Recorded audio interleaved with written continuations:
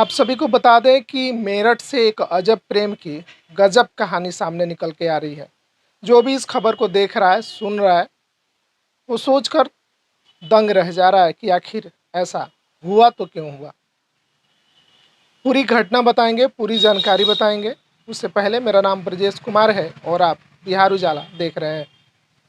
आप सभी को बता दें कि मेरठ से एक प्रेम कहानी शुरू होती है, जहां लड़की मुस्कान और लड़का सौरभ राजपूत एक दूसरे से बेइंतहा मोहब्बत करते हैं। इनके प्यार को लेके परिवार के लोग ये नहीं चाहते थे कि ये एक दूसरे से संपर्क में रहें या एक दूसरे से विवाह भी करें। सौरभ का परिवार यह नहीं चाहता था, उसके बावजूद सौरभ अपने परिवार की बातों को न मानकर मुस्कान से 2016 में शादी कर लेता है। एक मकान के किराए पे रहते हैं और उनका जो जीवन है, खुशहाल जीवन उनका चल रहा था। लेकिन कहा जाता है कि हर प्रेम कहानी में कहीं ना कहीं एक विलन की एंट्री होती है, चाहे वो जिस प्रकार से हो। लेकिन प्रेम कहानी में विलन का एंट्री होना सदियों से देखा जा रहा है। इनके भी प्रेम कहानी में एक अलग मोड़ आता है और उस मोड़ में क्या कुछ होता है, ये देखकर जानकर आप भी दंग रह जाएंगे। 2016 में शादी होती है और 2019 में उन दोनों के बीच एक बच्ची का जन्म होता है। और उसके बाद सौरभ राजपूत, जो कि मर्चेंट नेवी में काम करते थे, उनका पोस्टिंग लंदन में हो जाता है और वो लंदन चले जाते हैं। घर पर मुस्कान और उसकी बेटी अकेले रहती है और इसी अकेलेपन के बीच में ही मुस्कान के जीवन में एक नया मोड़ आता है और उनके साथ स्कूल में पढ़ने वाला जो लड़का है, साहिल शुक्ला नाम बताया जा रहा है। स्कूल में पढ़ने वाले साहिल के संपर्क में आती है मुस्कान।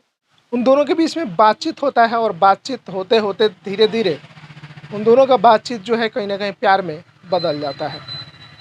अब आप सोचेंगे कि भाई, लड़की ने पहले प्यार किया सौरभ से, शादी भी कर ली, बच्चे भी हो गए, उसके बाद फिर जो प्यार है वो साहिल से क्यों? ये कहानी आपको कुछ रुस्तम फिल्म से मिलती जुलती हुई दिखाई दे रही होगी। रुस्तम जो फिल्म था अक्षय कुमार का, उस फिल्म में भी ये कहानी कुछ उसी प्रकार से है। उस जिस प्रकार से रुस्तम में दिखाया गया है, उसी तर्ज पे मिलता जुलता यह मेरठ की प्रेम कहानी भी है। इस प्रेम कहानी में आगे क्या होता है, ये जानकर आपको और भी आश्चर्य होगा। इन दोनों का प्यार हो जाता है। उसके बाद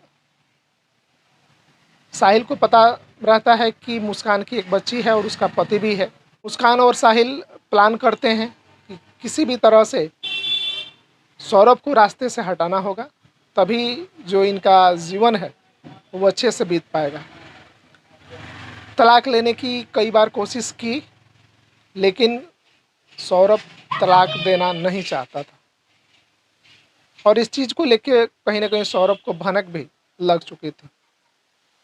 इधर जन्मदिन आने वाला था लड़की का। उन लोगों ने सोचा कि जन्मदिन पे बुलाते हैं और सौरभ को इस दुनिया से अलविदा कर देते हैं। बेटी के जन्मदिन में सौरभ घर आते हैं और पत्नी के हाव भाव से उन्हें पता चलता है कि जिस प्रकार से पत्नी वो पहले रहती थी, अब वो वैसा नहीं रह रही है। साहिल ने कहा भी था कि अगर तुम दोनों को एक साथ अगर रहना है तो रहो, बच्ची को हमारे हवाले कर दो, बच्ची को हम अपने पास रखेंगे। लेकिन इस चीज़ को मुस्कान नहीं चाहती थी और अंततः साहिल से मिलके 4 मार्च को बुला लेती है साहिल को अपने घर पे। और खबरों के मुताबिक जैसा कि बताया जा रहा है कि उनके खाने पीने के वस्तुओं में नशा का चीज़ मिलाकर सौरभ को खिला देती है और वो गहरी नींद में सो जाता है। जैसे सोता है, साहिल से हमला कर देता है साहिल पे और उसी वक्त साहिल की हो जाती है। उसके बाद उन दोनों ने साहिल के बॉडी को छुपाने के लिए उसके कई हैं और उन टुकड़ों को एक ड्रम में डालकर सीमेंट का घोल बनाकर उस ड्रम को पूरी तरह से पैक कर दिया जाता है। अब आप सोच सकते हैं कि ये आखिर ये प्यार कैसा है। क्या प्यार में ये सब करना जायज़ होता है? क्या प्यार में ऐसा होता है या प्यार में ऐसा करना क्या सही है? ये आप कमेंट ज़रूर करें। कहानी यहीं ख़त्म नहीं होती है, कहानी यहाँ से फिर शुरू होती है। और आप सभी को एक चीज़ पता ही होगा, सत्य परेशान हो सकता है पर पराजित नहीं। आप गलती किए हैं तो इसका आपको भुगतान भी करना होता है। ऐसा नहीं है कि आप गलती कर दें और बच जाएं। ये आज तक ना हुआ है, ना आगे कभी होगा। जिस प्रकार से सूर्य ढलता है और उगता है, उसी प्रकार से सत्य भी है। आज नहीं तो कल सत्य को सामने आना ही होता है। बॉडी को छुपाकर और ये पड़ोसियों को बताकर कि हम पति के साथ घूमने जा रहे हैं, ये कहीं दूर प्रदेश निकल जाते हैं घूमने के लिए। पड़ोसियों को ये बता के मुस्कान वहाँ से चली जाती है कि हम लोग पति के साथ घूमने जा रहे हैं, और उसके बाद वो अपने प्रेमी साहिल के साथ घूमने चली जाती है। आने के बाद बच्ची जो है कहीं ना कहीं ज़िद करती है कि मुझे पापा से मिलना है, मुझे पापा से मिलना है।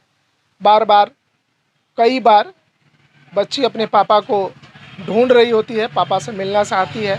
चीज़ को लेके मुस्कान परेशान हो जाती थी कि हम कैसे उससे मिलाएं। फिर वह अपने मायके चली जाती है, और मायके जब जाती है तो ये जो भी घटना की हुई होती है ये अपने मम्मी पापा को बता देती है। लेकिन धन्यवाद है उस माता पिता का। अक्सर देखा जाता है कि माँ बाप अगर बच्चे गलती भी कर देते हैं तो माँ बाप उस चीज़ को छुपा लेते हैं। वो माँ बाप चाहते तो इस बात को छुपा भी सकते थे, किसी को बता भी नहीं सकते थे कि चलो जो हुआ सो हुआ, मेरी बच्ची के जीवन में साहिल आया है, अब इसके साथ ये रहना चाहती है तो अपना ज़िंदगी इसके साथ बिता सकती है। लेकिन वो माँ बाप ऐसा नहीं करते हैं, इन दोनों को पकड़ते हैं और पुलिस के हवाले कर देते हैं और फांसी की मांग तक कर देते हैं।